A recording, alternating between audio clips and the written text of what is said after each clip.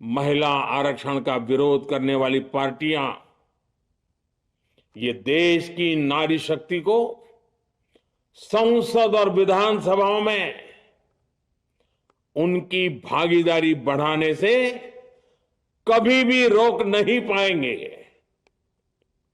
सिर्फ वक्त का इंतजार है। नारी शक्ति के सशक्तिकरण का बीजेपी एनडीए का संकल्प अक्षुण्ण है।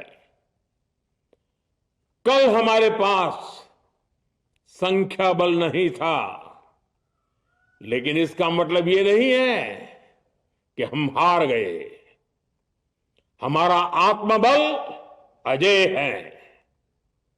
हमारा प्रयास रुकेगा नहीं, हमारा प्रयास थमेगा नहीं। हमारे पास आगे भी और मौके आएंगे।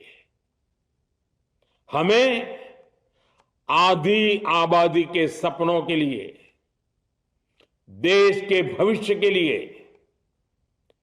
इस संकल्प को पूरा करना ही है।